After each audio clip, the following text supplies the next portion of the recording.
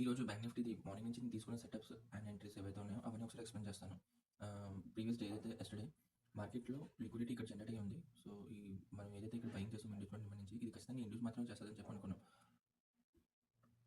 Okay. So, induce చేసేటప్పుడు ఖచ్చితంగా ఈ లిక్విడిటీని తీసుకొని అక్కడి నుంచి ఫాలో అవుతదని చెప్పి అనుకున్నాం కదా నిన్న. సో, ఎంట్రీ కూడా మనం దాని ప్రకారమే ప్లాన్ చేసాం. బట్ యాక్చువల్లీ నేనైతే క్యారీ ఫార్వర్డ్ చేయలేదు బీటీఎస్‌టీకి. బట్ ఈ ఇండ్యూస్‌మెంట్ తీసుకుంటదని చెప్పి అనుకున్నా. ఈ ట్రెండ్ లైన్ లిక్విడిటీ ఏదైతే ఉందో సెల్లర్స్‌ది. స్టాప్ లాస్ హంట్ చేశాక అప్పుడు పడతదని చెప్పి అనుకున్నాను. బట్ అది మార్నింగ్ గ్యాప్ ఓపెన్ అయింది. బట్ వెంటనే ఫాల్ కంటిన్యూ చేసింది. అండ్ ఇదైతే నిన్నటి సైకాలజీ. ఓకే. అండ్ ఇక్కడ చూసినట్టయితే లిక్విడిటీతో పాటు ఇక్కడ గ్యాప్ ఫిల్లింగ్ కూడా ఉంది. అంటే ఆపరేటర్ లాస్‌లో ఉన్నారు ఇంకనా. ఇక్కడ డైరెక్ట్ ఏదైతే బయింగ్ చేశారో లాస్ట్ బయింగ్ చేసిన తర్వాత అసలు సెల్ చేయడానికి అసలు టైమే దొరకలేదు వాళ్ళకి. సెల్లింగ్ ప్రెషర్ ఎక్కువ ఉండడం వల్ల ఇక్కడ బయింగ్ చేసేటోళ్ళు అందరూ ట్రాప్ అయిపోయారు. సో, డైరెక్ట్‌గా గ్యాప్ క్రియేట్ అయ్యి మార్కెట్ ఫాల్ అయిపోయింది. సో, కనీసం ఇక్కడ ఉన్న ఆపరేటర్ లాస్ ఏదైతే ఉందో అది బుక్ చేయడానికైనా మినిమమ్ వెళ్తదని చెప్పి వెయిట్ చేశాను. మార్నింగ్ అరౌండ్ 10:15 ఆ టైంకి అనుకుంటా. ఆల్మోస్ట్ 10:25 అక్కడికి వెళ్ళిన తర్వాత నాకైతే ఇక్కడ డైరెక్ట్ ఎంట్రీ లైక్ ఎక్స్‌పెక్ట్ చేయలేం కదా! డైరెక్ట్ ఎంట్రీ ఇక్కడి నుంచి తీసుకోవచ్చా లేదా అనేది. బట్ ఇక్కడ నాకైతే 15 మినిట్స్‌లో ఇక్కడ సప్లై ఉంది. అరౌండ్ 10:25కి నాకు ఇక్కడ ఒక ఆల్రెడీ సప్లైలో ఉన్నది మార్కెట్. సో, నేను అక్కడ ఎలాగో అందులో ప్రీమియంలో కూడా ఉంది. ఇదిగోండి. అప్రాక్స్ 10:15 క్యాండిల్ ఇది. అంటే 10:25కి మనకి ఎంట్రీ దొరికింది అక్కడ. సో, నేను మార్కెట్ ఇక్కడికి వచ్చిన తర్వాత ఇక్కడ ప్రైస్ డెలివరీ చూసినట్టయితే ఇంటర్నల్‌లో లైక్ ఇది 1 మినిట్ కదా! సెకండ్స్ క్యాండిల్స్‌లో అయితే ఇక్కడ నుంచి ఎగ్జాంపుల్ ఇది హై అండ్ మళ్ళీ లో కొద్దిగా మళ్ళీ హై చేసింది మళ్ళీ లో. ప్రైస్‌లో ఏంటంటే హైయర్ ఎప్పుడైతే క్యాండిల్ బ్రేక్ అయిందో అంటే హై, లో మళ్ళీ ఇంకో కొత్త హైయర్ హై క్రియేట్ చేయడం అనేసి లోవర్ హై క్రియేట్ చేసింది. అలాగే లోవర్‌లో క్రియేట్ చేయలేదు. ఈక్వల్ లోస్ క్రియేట్ చేసింది. కింద లిక్విడిటీ క్రియేట్ చేసి దాని తర్వాత దాన్ని బ్రేక్ చేసింది. అంటే కొత్త లోవర్‌లో చేసింది. ఆ తర్వాత లోవర్ హై క్రియేట్ అయింది. లోవర్‌లో క్రియేట్ చేసిన తర్వాత ఇంటర్నల్ స్ట్రక్చర్‌లో మళ్ళీ ఆ తర్వాత పుల్ బ్యాక్ తీసుకుంది. ఇక్కడ కూడా చూడండి ఎప్పుడైతే బయర్స్ ఇక్కడ నుంచి హోల్డ్ చేసి పైకి పంపిద్దామని చెప్పి అనుకున్నారో వాళ్ళు కూడా సెల్ చేయడానికి అంటే డైరెక్ట్‌గా ఒకేసారి కట్ చేయడానికి ఆర్డర్స్ ఎగ్జిక్యూట్ చేయడానికి అవ్వలేదు. సో, ప్రీవియస్ బై ఎక్కడి నుంచి వచ్చింది? ఈ క్యాండిల్ కింద నుంచి వచ్చింది. ఆ తర్వాత డైరెక్ట్‌గా బ్రేక్ అయిపోయింది. సో, ప్రెజెంట్ ఎక్కడైతే మార్కెట్ బయర్స్ లాస్ట్ ఏదైతే లాస్ రికవర్ చేసుకోవాలో అక్కడ తీసుకెళ్లారు. అక్కడి నుంచి ఎప్పుడైతే నేను ప్రీవియస్ క్యాండిల్ లో బ్రేక్ అయిందో నేను ఇక్కడ ఎంట్రీ తీసుకున్నాను. ఇక్కడ నేను ఎంట్రీ తీసుకున్నాను. నాకు ఇక్కడ కన్ఫర్మేషన్ ఉంది. మార్కెట్ ఫాలో అవుతుంది. ఎందుకంటే హై టైమ్ ఫ్రేమ్‌లో సప్లై ఉంది కాబట్టి. బట్ నేను ఇక్కడ తీసుకుంటే నా స్టాప్ లాస్ 100+ పాయింట్స్ అవుతది. రఫ్‌లీ చూపిస్తాను. ఇన్ కేస్ నేను ఈ క్యాండిల్ బ్రేక్అవుట్ అయినా ఇక్కడ నుంచి చూస్తుంటే చూడండి 100 పాయింట్స్ స్టాప్ లాస్ అంటే వర్త్ కాదు ఆప్షన్‌లో. సో, అందుకే ఎప్పుడైతే నాకు ఇక్కడ కన్ఫర్మేషన్ దొరికిందో నేను ఎంట్రీ తీసుకున్నాను. టార్గెట్ మనకు తెలిసిందే. ఈ రోజు డే లో బ్రేక్ చేయాలని చెప్పి. బట్ ఇంకో కన్ఫర్మేషన్ కూడా మీకు నిన్నే చెప్పాను. ఇది హైయర్ టైమ్ ఫ్రేమ్ డిమాండ్ ఏదైతే గ్రీన్ జోన్ ఉందో మనం ఇది ఎప్పుడైతే బ్రేక్ అవుతుందో ఇక్కడ నుంచి 300 పాయింట్స్ కింద పడుతుందని చెప్పి కూడా డైరెక్ట్ ఎంట్రీ తీసుకోవచ్చని చెప్పి అనుకున్నాం. నిన్నటి వీడియోలో చూస్తే మీకు తెలుస్తుంది. అండ్ ఫస్ట్ అయితే మనం ఆప్షన్స్ బయర్స్ కన్నా చిన్న టార్గెట్స్ మాత్రం తీసుకోవాలి. బట్ ఇది కూడా చిన్న టార్గెట్ ఏం కాదు 250 పాయింట్స్ అంటే. సో, ఈ లో బ్రేక్ అయింది. నేను ఫస్ట్ ఎంట్రీ ఇక్కడ తీసుకున్నాను డేకి. ఓకే. అండ్ లాజిక్ అయితే మీకు చెప్పాను. సెకండ్ ఎంట్రీ నేను ఇక్కడ తీసుకోవడానికి రీజన్ ఏంటంటే సేమ్ అలాగే 15 మినిట్స్‌లో ఇక్కడ మళ్ళీ నాకు ఇంకో సప్లై దొరికింది. కంటిన్యూషన్ సప్లై అనేది. ఇక్కడ ఇదిగోండి. ఈ ఇక్కడ అప్రాక్స్ ఈ క్యాండిల్‌లో 11:30 క్యాండిల్. ఓకే. 15 మినిట్స్‌కి వెళ్దాం. 11:30 క్యాండిల్ ఇదిగోండి. ఆల్మోస్ట్ ఈ క్యాండిల్‌లో నాకు ఆల్రెడీ నేను ఒక సప్లైలో ఉన్నాను. స్ట్రక్చర్ కూడా lower high, lower low form చేసుకుంటూ బ్రేక్ అవుతూ వస్తుంది. అండ్ ప్రీవియస్ ఎప్పుడైతే అది సప్లైలో రీచ్ అయిందో 15 మినిట్స్ హై టైమ్ ఫ్రేమ్‌లో అక్కడి నుంచి మళ్ళీ నాకు ప్రీవియస్ క్యాండిల్ లో బ్రేక్ అయింది. నేను ఇక్కడ ఎంట్రీ తీసుకున్నాను.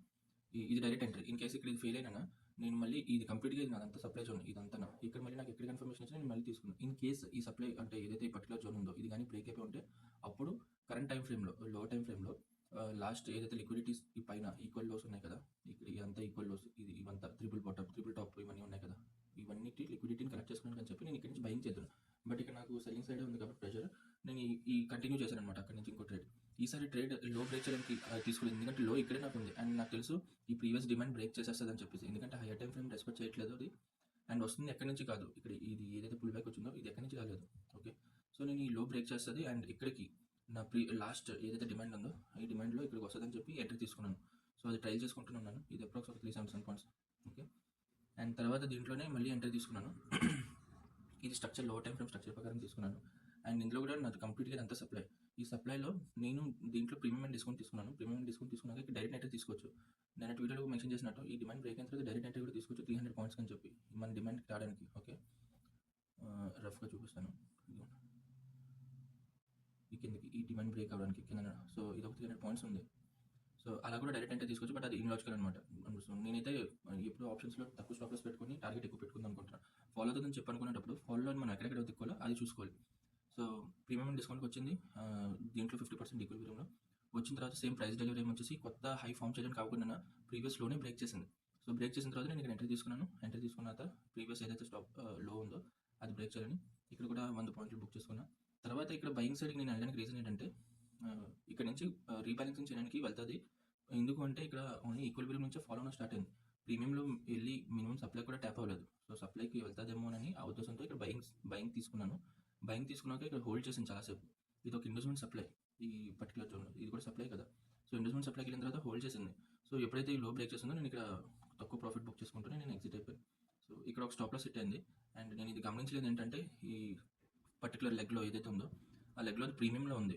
ఓకే. అండ్ ప్రీమియంలో మార్కెట్ ఎప్పుడు సప్లైకి వెళ్ళి అక్కడి నుంచి పడాలంటూ ఏం లేదు. సెల్లింగ్ చేసేటోళ్ళు ఎప్పుడు డిస్కౌంట్‌లో సెల్ చేయరు కదా! సో, వాళ్ళు ప్రీమియం తీసుకొచ్చిన తర్వాత ప్రైస్‌లో అక్కడ ఫెయిర్ వాల్యూ గ్యాప్ ఉన్నా, ఇంబాలెన్స్ ఉన్నా, లేదంటే అన్మిటిగేటెడ్ జోన్ ఉన్నా, ఇండ్యూస్మెంట్ సప్లై ఉన్నా, ఎటువంటిదేనైనా ఉన్నా అక్కడి నుంచి ఫాల్ చేసేస్తారు. ఎందుకంటే ప్రీమియంలో ఉంది. వాళ్ళకి తక్కువ డబ్బులకి అంటే ఎక్కువ డబ్బులు కొనొచ్చు, తక్కువ డబ్బులకి అమ్మొచ్చు. సో, సెల్లర్స్ ఎప్పుడుని ఆ విధంగా ఆలోచిస్తారు. అండ్ అది ప్రీమియంకి వెళ్ళిన తర్వాత ఎప్పుడైతే నాకు ప్రీవియస్ క్యాండిల్ లో బ్రేక్ చేసిందో అప్పుడే నాకు స్ట్రక్చర్ అర్థమైంది. మళ్ళీ ఇది కిందకి వస్తదని చెప్పి కంటిన్యూ చేస్తదని. సో, ఇక్కడ తక్కువ ప్రాఫిట్ బుక్ చేసుకున్నాను. ఇదొకటి స్టాప్ లాస్ హిట్ అయింది అనుకుందాం. ఓకేనా? బ్యాక్ స్టోరీ అయితే మీకు చెప్తున్నాను. ఇందుకే నేను ఇక్కడ లూజ్ అయ్యానని చెప్పి. ఓకే. ఇప్పుడు ఇక్కడ నుంచి ట్రేడ్ నేను ఎలా తీసుకుంటాను అనేది మీకు మెన్షన్ చేస్తాను. అండ్ ఫైనల్‌గా మన టార్గెట్ ఏదైతే ఉందో ఇది ప్రీవియస్ 400 పాయింట్స్ అప్రాక్స్. ఆ టార్గెట్ హిట్ అయిపోయింది. ఓకే. అరౌండ్ మాట్లాడుతున్న టార్గెట్ ఇప్పటి వరకు వచ్చింది. సో, మన టార్గెట్ రీచ్ అయిపోయింది. ఇక్కడ నుంచి ఖచ్చితంగా రీబాలెన్సింగ్ చేయడానికి వెళ్తది. అంటే చేంజ్ ఆఫ్ రైటర్ చూపించేసి, ఫేక్ చేంజ్ ఆఫ్ రైటర్స్ చూపించేసి పైకెళ్ళడానికి. ఎందుకంటే ఇది ఒక proper refine version order block అనమాట. సో, అందుకని నేను ఈ ఆర్డర్ బ్లాక్ రిఫైన్ చేసుకుంటే ఇక్కడ లైన్స్ పెట్టుకున్నా. ఇన్ కేస్ చాలామంది అనుకుంటారు ఇప్పుడు స్కాల్పింగ్ అనేది చేసుకోవాలనుకుంటే పర్టికులర్‌గా అయితే ఇక్కడ నుంచి ఇప్పుడు చేంజ్ ఆఫ్ రేట్ చూపించింది మనకి. ఇక్కడ నుంచి మళ్ళీ ఎంట్రీ బుల్లిష్ సైడ్‌కి వెళ్ళొచ్చా? ఎందుకంటే ఇక్కడ నుంచి ఇది డిమాండ్‌లో కదా మనకి ఇచ్చిందంట. వెళ్ళొచ్చు. ఎందుకంటే ఇక్కడ పైన చూడండి డబుల్ టాప్ చేసింది. లిక్విడిటీ ఉంది. 2 లైన్ లిక్విడిటీ కూడా ఉంది. సెల్లర్స్ అందరూ పైనుంచి సెల్ చేస్తున్నారు. బయర్స్ స్టాప్ లాస్ మాత్రమే తింటున్నారు. సో, ఖచ్చితంగా ఒక పుల్ బ్యాక్ వస్తది. ఇందులో మేబీ ఒక లోవర్ హై కూడా బ్రేక్ అవ్వచ్చు. బట్ ఈ కరెంట్ టైమ్ ఫ్రేమ్‌లో అది బుల్లిష్ అయినా hire time frame బీరిష్. So, hire time frame premium నుంచైనా పడొచ్చు, సప్లై నుంచైనా పడొచ్చు. ఇది మాత్రం గమనించాలి. ఓకే. అండ్ ఇప్పుడు మనకి ఇక్కడ ఎంట్రీ ఈ క్యాండిల్ హై బ్రేక్ అయితే మనం ఎంట్రీ తీసుకోవచ్చా ఇది డైరెక్ట్ ఎంట్రీ కూడా తీసుకోవచ్చు. బట్ ఇది రిస్కీ ఒక విధంగాన. ఓకే. డైరెక్ట్ ఎంట్రీ కూడా తీసుకోవచ్చు. స్టాప్ లాస్ దీని కింద పెట్టుకుందాం. ఇదే okay. And liquidity first target అయితే ఈ రెండిటి హై బ్రేక్ చేయడం ఫస్ట్ టార్గెట్. అండ్ ప్రీవియస్ స్ట్రక్చర్‌లో ఈ లోవర్ హై బ్రేక్ చేయడం. ఈ లోవర్ హై సప్లై ఏదైతే ఉందో అక్కడ వరకు వెళ్ళడం. ఈ హై బ్రేక్ చేయడం సెకండ్ టార్గెట్. ఓకే. చూద్దాం ఏమవుతదనేది. ఇది ఇప్పుడు ప్రెజెంట్ అయితే నేను కౌంటర్ ట్రేడ్ తీసుకోలేదు. బట్ ఈ కౌంటర్ ట్రేడ్ తీసుకోవడానికి రీజన్ ఏమవ్వచ్చు అని చెప్పి మెన్షన్ చేస్తున్నాను. ఇక్కడ చూసినట్టయితే మనం ఎంట్రీ ఇక్కడ తీసుకుందాం అని అనుకున్నాం. కానీ రిస్కీ ట్రేడ్ కౌంటర్ ట్రేడ్ కాబట్టి తీసుకోలేదు. బట్ లాజిక్ అయితే ఎక్స్‌ప్లెయిన్ చేస్తాను మళ్ళీని. ఇది పైనున్న ఏదైతే డబుల్ టాప్ అనేది ఈ ట్రెండ్ లైన్ లిక్విడిటీ ఇవన్నీ గ్రాబ్ చేస్తదని చెప్పి అనుకున్నాం కదా! సో, అది గ్రాబ్ చేయడానికి అని చెప్పి ఫస్ట్ టార్గెట్ దీని మీద. అండ్ ఇక్కడ ఈ సప్లై దగ్గరికి వచ్చిన తర్వాత ఏదైనా రిజెక్షన్ ఇచ్చి ఉంటే బాగుండు. బట్ ఇక్కడికి వచ్చిన తర్వాత నాకు లో టైమ్ ఫ్రేమ్‌లో ఎటువంటి రిజెక్షన్ కనిపించలేదు. సో, నేను ప్రీవియస్ ఏదైతే ట్రెండ్ లైన్ లిక్విడిటీ ఉందో అండ్ ఇందాక వీడియోలో మాట్లాడుకున్నట్టయితే దీంట్లో ప్రీమియం లెవెల్‌లో ఉన్న ఆర్డర్ బ్లాక్ ఎక్కడైనా వెళ్ళిన తర్వాత అక్కడ రిజెక్షన్ ఇచ్చి ఉంటే నేను అక్కడైనా ఎగ్జిట్ అవుదును. బట్ ఇక్కడ కూడా డైరెక్ట్‌గా బ్రేక్ చేసింది. సో, ఇది బ్రేక్ చేయకుండా ఉండాల్సింది సప్లై వాళ్ళకి. సో, దీని అర్థం ఏంటి? ఇది స్ట్రాంగ్ డిమాండ్ అయింది. ప్రీవియస్‌గా ఉన్న సప్లైస్ అన్నీ వీక్ అయినట్టు. అండ్ మనం 15 మినిట్స్‌లో చూసినట్టయితే మనకి ఈ టార్గెట్ ఇప్పుడు ప్రెజెంట్ మనం ఎక్కడికి వెళ్దామని చెప్పి అనుకుంటున్నాం? ఈ సప్లై ఏదైతే ఉందో ఈ సప్లైలో లోపలికి వెళ్దామని చెప్పి ఇక్కడ వరకు టార్గెట్ పెట్టుకుందాం. ఓకే. అప్రాక్స్ ఒక 48,600 ఆ రేంజ్ వరకుని. సో, అక్కడ వరకుని మనం బయింగ్ సైడ్‌కి వెళ్ళొచ్చు. బట్ ప్రెజెంట్ సినారియో చూస్తుంటే అంటే మనం ఫ్లోలో ఎక్కడ పడితే అక్కడ ఎంట్రీ తీసుకున్నాం కదా! ఇంత పెద్ద ర్యాలీ వచ్చింది. ఒక చిన్న కరెక్షన్ వచ్చినా మన స్టాప్ లాస్ చాలా పెద్దది తీసుకోవచ్చు. సో, మనం చూసుకొని ఎంట్రీ తీసుకుందాం. మ్యాక్స్ అయితే ఈ సప్లైలో మనం ఎంట్రీ తీసుకుందాం. ఇక్కడ ఎక్కడైనా సెల్లింగ్ సైడ్‌కి మళ్ళీ వెళ్ళాలనుకుంటే. ఓకే. సో, ఇక్కడ మన సప్లైలో దూరింది. సప్లైలో ఎంట్రీ అయిన తర్వాత ఇక్కడ ప్రీమియం డిస్కౌంట్ 50% ఈక్విలిబ్రియం లోపలికి వచ్చింది. సో, ఇక్కడ నుంచి రిజెక్షన్ వచ్చిందన్న నేను ఇక్కడ ఎంట్రీ తీసుకోవచ్చు.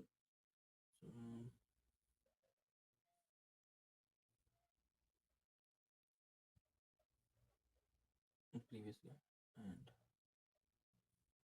నేను ఈ లెవెల్ బ్రేక్ అవుతుందని చెప్పి ఎక్స్‌పెక్ట్ చేస్తున్నాను. ఈ లెవెల్ నుంచి నాకు ఎక్కడైనా రిజెక్షన్ వస్తే నేను ఇక్కడ నుంచి పీక్ మళ్ళీ ఎంట్రీ తీసుకుంటాను. ఇది ఏదైతే వచ్చిందో ఇది జస్ట్ ఇండ్యూస్ చేయడానికి మాత్రమే వచ్చింది. ఓకే. ట్రెండ్ రివర్సల్ అని కాదు. సో, ఇదంతా ఇప్పుడు బయర్స్‌ది స్టాప్ లాస్ హంట్ చేయడానికి అని చెప్పి ఇప్పటివరకు సెల్లర్స్‌ది స్టాప్ లాస్ హంట్ చేయడానికి మాత్రమే వచ్చింది. మీరు చూసారంటే ప్రతి దగ్గర సప్లైస్ ఉన్నాయి. అందరూ సప్లై దగ్గర నుంచి అమ్మడానికి ట్రై చేస్తున్నారు. అది అక్కడి నుంచి అందరిది స్టాప్ లాస్ హంట్ చేయడానికి మాత్రమే ఈ మూవ్‌మెంట్ వెళ్ళింది. సో, ఈ రికవరీ కూడా మనం ఆల్రెడీ ముందే ఎక్స్‌పెక్ట్ చేసాము ఇక్కడ నుంచి రావచ్చు అని. బట్ అది కౌంటర్ ట్రేడ్ కాబట్టి కొద్దిగా రిస్కీయే. కానీ రిస్క్ తీసుకొని ఎంట్రీ తీసుకున్నామంటే మనకి ఇది మంచి మూవ్‌మెంట్ దొరుకుతుంది. ఇప్పుడు ఇది ఆల్మోస్ట్ ఇక్కడ అరౌండ్ ఒక 450 పాయింట్స్ వచ్చింది. సో, అది మన బ్యాడ్ లక్. సో, చూద్దాం ఇక్కడ నుంచి మనకు సప్లై అనేది దొరుకుతుందో లేదో అనేది. అంటే మనం ఎంట్రీ తీసుకోవడానికి. ఇక్కడ మార్కెట్ ఎప్పుడు నేను పాటించే రూల్స్ ప్రకారం అయితే ఇక్కడ చూడండి. ఇక్కడ రెడ్ క్యాండిల్ లో బ్రేక్ చేసింది. బ్రేక్ చేసిన వెంటనే ఇక్కడ ఎంట్రీ తీసుకోవచ్చా అంటే తీసుకోకూడదు. బట్ ఇన్ కేస్ మనం డబుల్ కన్ఫర్మేషన్ తీసుకోవాలనుకుంటే ఎందుకంటే ఆల్రెడీ సప్లైలో ఉంది అండ్ ఇది మనకి క్యాండిల్ కూడా లో బ్రేక్ చేసింది కదా అని చెప్పి అనుకుంటే అది తప్పు. నేనైతే ఇక్కడ ఇంత పెద్ద ర్యాలీ వచ్చిన తర్వాత నేను రెస్ట్ తీసుకోవాలనుకోవట్లేదు. బట్ ఇది ప్రీమియంలోనే ఉంది. ఇక్కడ నుంచి ఖచ్చితంగా సప్లైలోనే ఉంది. అండ్ సప్లై నుంచి ఇది ఖచ్చితంగా రిజెక్షన్ వస్తుందని చెప్పి అనుకుంటున్నా. బట్ అది డబుల్ కన్ఫర్మేషన్ తీసుకోవడం బెటర్. సో ఇప్పుడు ఇది హోల్డ్ చేసింది, లో చేసింది, మళ్ళీ కొత్త హై బ్రేక్ చేయకుండా, కొత్త హై క్రియేట్ చేయకుండా ఈ క్యాండిల్ లో బ్రేక్ చేస్తే నేను ఎంట్రీ తీసుకుంటాను. డైరెక్ట్ ఎంట్రీ ఈ విధంగా ఈ లో బ్రేక్ చేస్తే, ఓకే, ఈ క్యాండిల్ లో బ్రేక్ చేస్తే ఇక్కడ ఎంట్రీ తీసుకుంటాను. స్టాప్ లాస్ మాత్రం నేను పైన పెట్టుకుంటాను. యాక్చువల్లీ అయితే సప్లై ఇంకా అన్మిటిగేటెడ్ జోన్ ఇంకా పైన ఉన్నాయి. సో ఈ విధంగా ఒక ఎంట్రీ తీసుకోవచ్చు లో బ్రేక్ చేస్తే. లేదు అన్నట్టయితే ఇది హై బ్రేక్ చేసి ఎప్పుడైతే దీని సప్లై ఎక్స్ట్రీమ్ రీఫైన్ వర్షన్కి వెళ్ళి ట్యాప్ అయ్యి మళ్ళీ దీన్ని లో బ్రేక్ చేస్తే నాకు ఇక్కడ లోవర్ టైం ఫ్రేమ్లో చేంజ్ ఆఫ్ రేట్ అయినట్టు. సో అలా కూడా నేను కంటిన్యూ చేయొచ్చు. ఎంట్రీ ఏమైనా దొరికితే నేను కంటిన్యూ చేస్తాను. ఇక్కడ సెల్లర్స్ కొత్త హై క్రియేట్ చేయకుండా ఆల్మోస్ట్ డిమాండ్కి వచ్చింది. అండ్ ఈ డిమాండ్ నుంచి కానీ హోల్డ్ చేసి పైకి వెళ్తే మనం బుల్లి సైడ్ వెళ్ళొచ్చు. బట్ ఈ డిమాండ్ని బ్రేక్ చేసినట్టయితే మనకి ఇక్కడ చేంజ్ ఆఫ్ రేట్ అయిపోయినట్టు. ఓకేనా, యాక్చువల్ చేంజ్ ఆఫ్ రేట్ అయితే ఈ లో బ్రేక్ అవ్వాలి. యాక్చువల్ అయితే ఈ లో బ్రేక్ అవ్వాలి. బట్ ప్రెసెంట్ అయితే ఈ ఇంటర్నల్లో ఈ లో బ్రేక్ అయితే మనం ఇక్కడ వరకు టార్గెట్ పెట్టుకోవచ్చు, ఈ అన్మిటిగేటెడ్ జోన్ వరకు ఒక చిన్న స్కాల్ప్కి.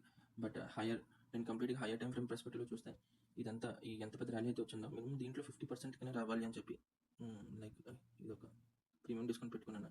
కనీసం ఈ డిస్కౌంట్ లెవెల్ కన్నా రావాలని చెప్పి అనుకుంటున్నాను. ఈ విధంగా సెల్లింగ్ చేస్తాను. ఓకే, చూద్దాం టార్గెట్ ఎట్ అవుతుందో లేదో. సో మనం సప్లైలో ఎంట్రీ అయిన తర్వాత ఈ లో ఎప్పుడైతే బ్రేక్ అయిందో మనం ఇక్కడే చేంజ్ ఆఫ్ రేట్ అయిపోయినట్టు అనుకున్నాం కదా.